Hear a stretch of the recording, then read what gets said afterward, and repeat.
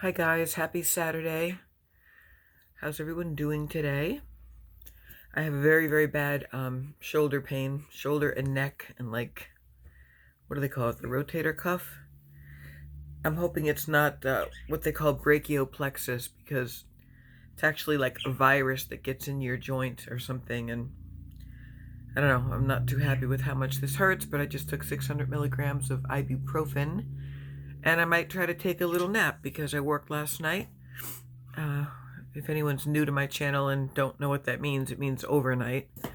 And I went to my meeting at 12:30, met with my sponsor for lunch. We went over step 2, and I came home to a box from Amazon. I recently ordered some books and a one of those wooden laundry clothes rack drying hanger things. Wait, laundry drying clothes rack. A wooden with the dowels. Because I go to the laundromat, and then when I have things that I don't want to go in the dryer, I wind up hanging them all around my cottage, like on the backs of chairs and things, and that's not good for the wood. So yeah, I bought that, but that's not too exciting to unbox. But I do love unboxing books, and I haven't bought books in a very long time. And I've had these like in my wish list, my cart, whatever you want to call it, for like the longest time, and I'm like, you know what? Damn it, I'm gonna buy these books because, I don't really feel that guilty buying books. It's not like I'm buying more makeup, which I do all the time. I'm really done now. I don't need anything else. I truly don't. I do not need any item of skincare or makeup for probably a year. The first book, a lot of these are sort of recovery, self-help related, so they might not wow you very much. I don't really read things like novels or fiction that much, but and a lot of these are authors I know, so that's kind of cool. This is my friend Laura McCowan's book, We Are the Luckiest, and it's about her memoir about her recovery journey from alcoholism. So I've been wanting to read this for a long time. I feel very guilty when I know someone and I haven't read their book because it just feels shitty. Like if someone writes a book, just like I'm going to someday, you got to support them and read the book, and plus this is a struggle I share in. So, and then because I adore poetry and I love Jane Hirshfield. Oh my God, Jane Hirshfield on Beauty. The Beauty, I'm sorry. My other book was on Beauty. The Beauty, and they're just unbelievable. They're simple poems but profound, usually entitled, with one word. Let me just flip through and I'll find one and I'll read it, okay? This is fun. All right, so whoops. Oh, that's so funny. A Common Cold. No, that's actually too long of a poem. I'm sorry. We're going to do another one. All right, this is called Honey.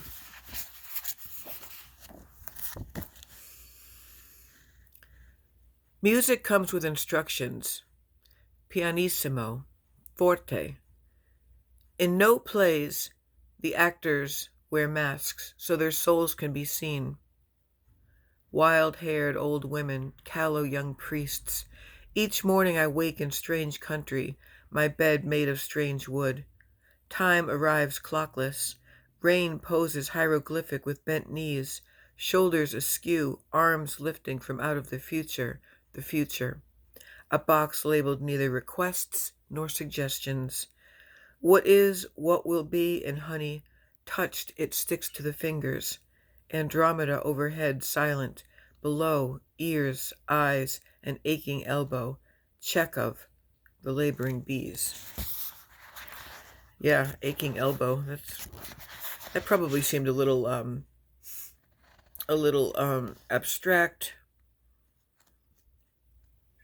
Anyway, we'll get into more of that later. I also want to read you some of my most recent poems.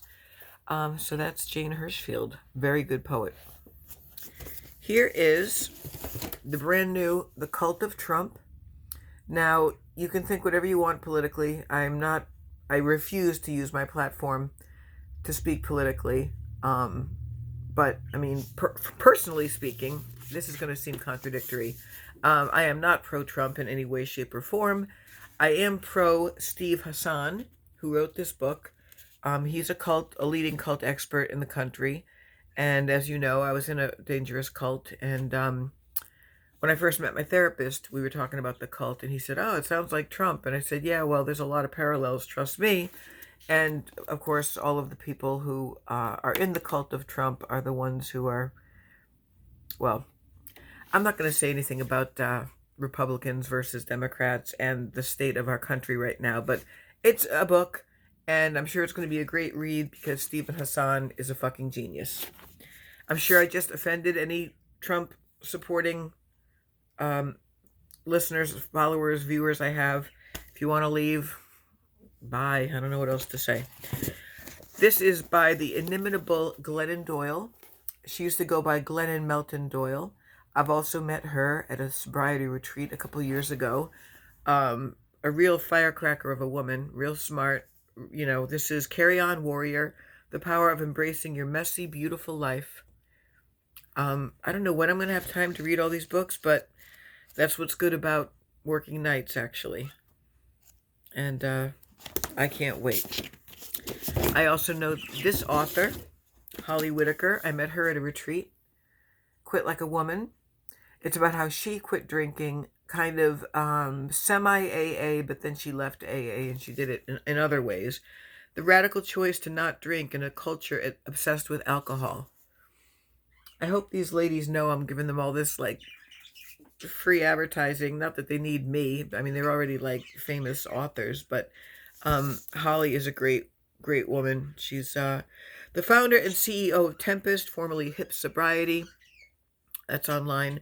With years of experience in the fields of healthcare and tech, she created an individualized recovery program in 2014 through a virtual platform that offers education, community, and support services. She lives in Brooklyn with her cat, Mary Catherine. And I love the feel and the heft and the smell of a new book. This is unbelievable. This is by Kim Adonizio. Bukowski in a Sundress. It's Confessions from a Writing Life. She was also a lush and a writer. She's still alive. And I can't wait. It's a series of essays. Yeah, this is going to be great. I got a beautiful poetry book about W.S. Merwin. Merwin is a god to me. The Essential Merwin. Oh my God. This is a thick book. Oh, wow.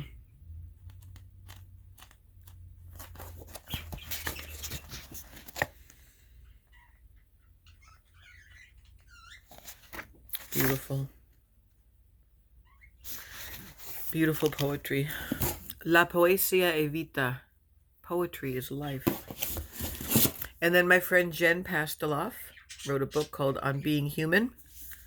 A memoir of waking up, living real, and listening hard.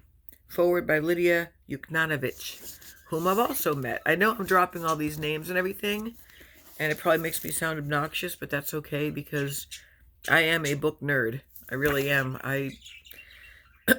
And I've met a lot of these people just by, sort of following them around and following them on Facebook and Instagram and having conversations with them and going to their signings and their readings. And then after a while, if you're lucky enough to stay in touch, you just stay in touch and then you become friends. Jennifer Pasteloff travels the world with her unique workshop on Being Human, a hybrid of yoga-related movement, writing, sharing aloud, and the occasional dance party. She's a frequent contributor to Shape magazine, including Shape Escape, at Miraval Resort and the Women Run the World Initiative, and has been featured on Good Morning America, CBS News, in New York Magazine, Health Magazine, and other media outlets for her unique style of teaching. So, yeah, I think she used to be a waitress in Hollywood, and she's hard of hearing, and learned a lot about people through translation, and yeah, really cool. I can't wait to read this. And is that it? That's it. And then on order, I also have another book by Glennon Doyle called Untamed. This is life-changing stuff. This is stuff that I read, And it makes me feel soul fulfilled and like, like my hungry soul is being fed. And it makes me proud to be a writer and proud to just incorporate this knowledge into my life. You know what I mean? Because when I was in my active addiction, everything was just about being home alone. I mean, I'm home alone now. I'm with my cats, but everything was just about, working and being depressed and drinking, and resenting people and blaming my life and my crazy past and thinking I had all the reasons and excuses in the world to just drink my life away. I look really puffy. I'm tired. And my hair is like 8,000 colors. I put some spray in today, some like pink color spray. So that's it for now. I'm going to write back to my aunt because I got a nice card from her in the mail today. And I'll talk to you guys later. Enjoy your catcher day. Peace out.